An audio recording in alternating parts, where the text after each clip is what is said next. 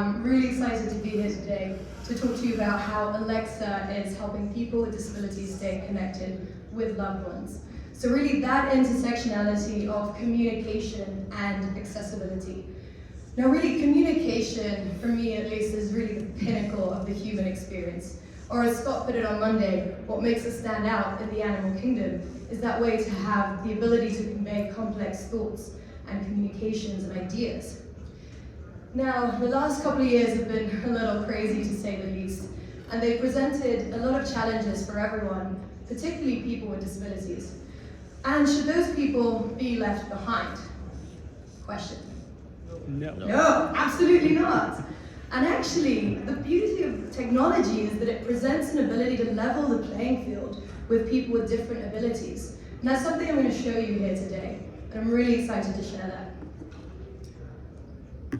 So let's get the name thing out of the way. Juliana Tarpe. It's a combination of different cultures. Let's see, my clicker is out. There you go. I'm part Colombian, part British, and part Lebanese. So that means my family is scattered all over the world, and that's why communication technology is especially near and dear to my heart. So just quickly, I'm going to recap just how much communication has shifted just in my lifetime. These are my parents, Miriam and Chris, and when they met in 1979, my mum wrote a letter to her family to tell her about this English man she'd met, and it took 2 weeks to arrive to Colombia. And that was her primary form of communication, was 2 weeks. Every now and then when something interesting or special happened, she could afford a phone call. So fast forward 10 years, that's me that warranted a phone call back to Colombia. But it wasn't affordable to do that from your home. So we had calling cards. Does anyone remember these scratch cards, but you don't win anything, you just bleed money? So we'd go out onto these London phone boxes in rain, snow, anything, and call our family in Colombia. Now since then, thankfully, things have gotten a lot better. So we had Skype, Viber, anyone? Eventually WhatsApp. And now you can call home for free, any number of times, any number of minutes a day. So imagine my delight when I came to work with Alexa within the communication space. So here's your Echo Show. And these are them a few years later. And really the beauty of Echo Show is the fact that you can walk around and communicate hands-free. So you don't have to sit in front of the computer and ask what else is new. You can cook, you can do your laundry, and have that voice as if the person is in the room, which makes for really authentic communications. So I want to share with you guys just quickly some of the features within that Alexa communication space. And where it gets really interesting is drop-in and announcements. So we have calling, now we have group calling, which is a lot of fun. Messaging. Drop-in is super interesting, so you can give the other side permission, and they can actually drop into your home. So the phone, the Alexa, the Echo doesn't actually ring. They're just able to automatically connect to your home. So if I want to check in on my grandma, I can just drop into her house. Or if someone wants to check in on their kids and see if they're doing their homework, you can drop in and annoy them. The other one that's really fun is announcements. So kind of like an intercom, you can announce dinner's ready, or my personal favorite, SOS, we're out of toilet paper. And that goes across your devices in the house. So what about the last couple of years and how communication has shifted then?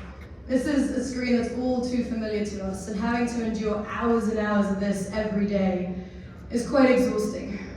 Now when it comes to folks with disabilities, what's interesting is when you have this setup, it can actually communicate a lot better than sometimes in person. You can add captions, you can add text chats, so in some ways it's been an equalizer and it's not all bad news.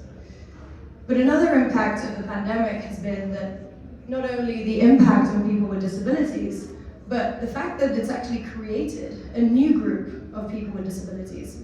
So long COVID is something that now the Department of Health has announced as part of a disability that can be considered under the ADA, the Americans with Disabilities Act. So that's creating a new group of customers for us to think about and to serve. So let's talk about accessibility at Amazon and generally, and I'll tell you some of the things I'm a little bored of hearing. I'd love to build with accessibility in mind. It's a small group. it never makes the priority list. 26% of Americans identify as having a disability. So you wouldn't ignore a quarter of your customers. And they actually find disproportionate value in Alexa, and that's a third of our customers identify as having a disability. The other part I want to consider is that actually it's the one minority group that all of us will participate in at some point or another. So a lot of the focus on accessibility tends to be on a permanent disability. So someone that is blind, someone that is deaf, someone that has a permanent speech impairment. But there's actually 3 different groups that you can think about accessibility in. That's the first, permanent. The second is temporary. So that means I've got a black eye, or I've had an operation, so I'm in crutches for 6 weeks, and I have a temporary disability. Or even with COVID, when I had that the first time, the OG in 2020, I lost my voice, so I couldn't speak to Alexa. So how was I able to use her? And I'll get into that. The third group, which is really interesting, is situational.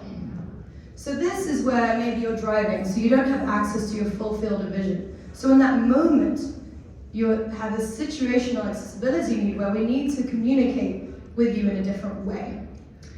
Or who here has been trying to watch a show and their kids are screaming and it's really loud, so you put the captions on, right? That's a situational need for that feature. And so once you start to look at this, it becomes a much broader group, and it starts to include absolutely everyone at different moments in time. So when you build for accessibility, maybe think you're building for yourself or for your future, because the other piece to think about is we have an aging population, right? So this group is only going to get bigger and bigger.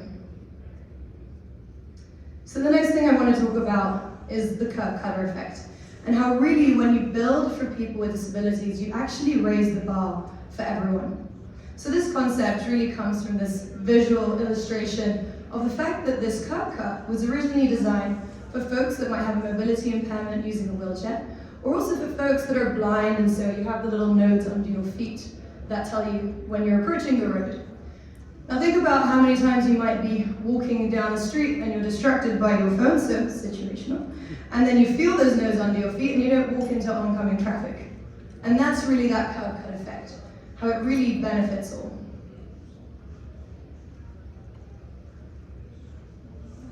And another part of how really focusing on accessibility raises the bar for everyone, look at the history within communication. Alexander Graham Bell's mother was deaf, and so that encouraged him to go into acoustics. Now, my favorite one is SMS texting.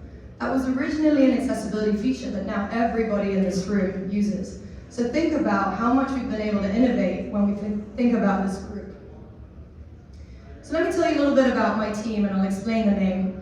So some of you may have seen this term before, A11Y. It's pretty neat. Helps me certainly with the spelling of the word when I'm typing quick emails. And it spells ally. Pretty neat, right? So then, when you look at Alexa accessibility, there's 5 more letters. So my team is A60Y. Unoriginal, there we go.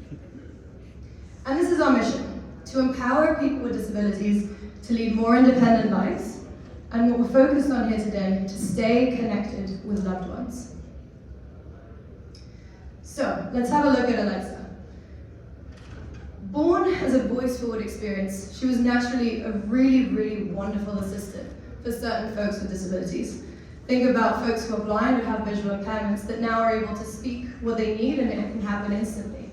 Or folks in mobility disabilities that don't have to go across the room to get a device and type somewhere, and they're just, again, able to use voice.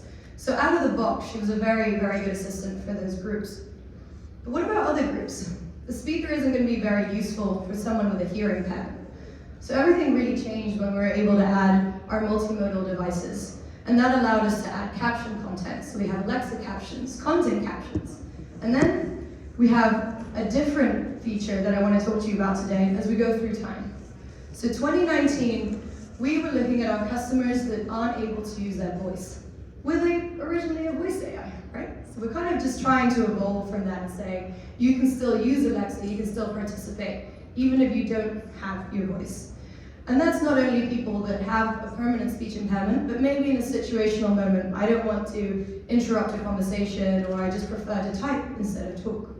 So I'm going to share with you this great feature that we released about a year and a half ago. A couple works on an art project.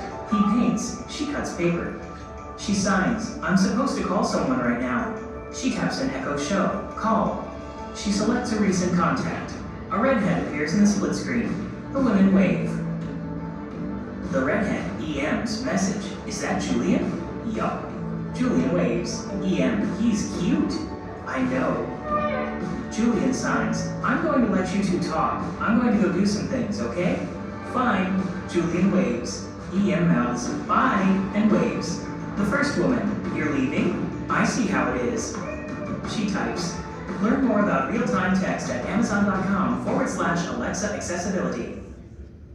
So a couple of things about this feature. Within communication, you can think about synchronous communication, like a live video call, and asynchronous, like a text conversation. For this group, they would have to be stuck in this asynchronous communication. Or they could go on a video call and then text on their phone at the same time. So bringing the audio, the video, and the chat component creates something that we call total conversation. And we wanted to do that all in one screen. And that's what we did. The other part I really love about this that was technically a little bit complex to build was the ability to show the text being typed character by character. So that way it's more authentic and a more ephemeral conversation. If you're able to edit your text before hitting send, that's not as authentic as me standing here today and being able to do a blooper or say something wrong. So we were really obsessed about making sure that that character by character is shown on both sides of the video in real time. So what else? Within the hearing space in 2020, we launched a feature called cool captioning. It's the word Alexa struggles with the most with my British accent, cool instead of call, I guess. And so this is a feature where if you're on a video call, what you're saying is captioned in real time.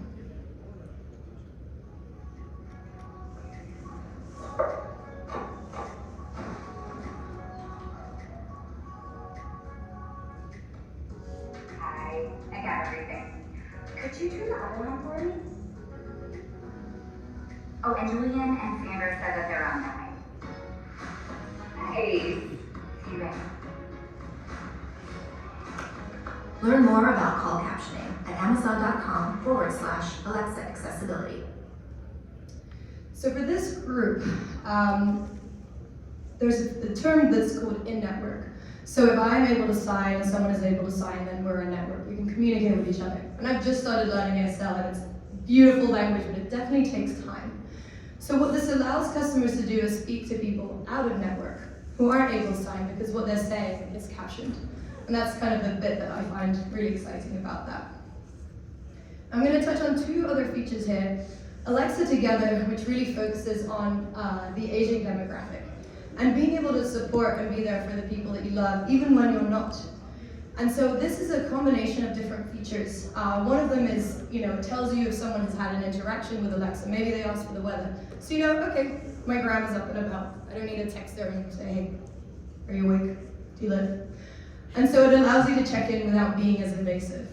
But then there's other parts of it, like you can help with remote setup, because sometimes these folks struggle a little bit with technology. So you can do that from afar. And the other component of it too is that they need help. They're able to reach you a lot faster. And so that's another way that we're working to help folks stay connected with loved ones from a distance. Now the final one I want to speak to you about today is Tap to Alexa. This is our oldest feature in our team. It's been around about 4 years. And again, it's a piece I'm really passionate about because Alexa's for everyone, not just for folks who can use their voice. So this uses a text API to allow people to type their command to Alexa. For example, Alexa, what's the weather? But the other bit that we added were these quick action tiles. So I could create a tile that just says, Alexa, call mom. And I can do that with one tap. Now, if you think about the speed that brings to customers, but also the ability for someone who maybe has a switch access controller, someone who's paralyzed but is able to use one finger and can tap certain buttons. Once you preset these tiles, then they can reach their actions much faster. And here's the beauty of it. We designed this for folks with speech impairments, but a lot of our user base is actually people without disabilities who prefer these quick action tiles to reach their actions faster. So again, how building for accessibility helps you raise the bar for all customers.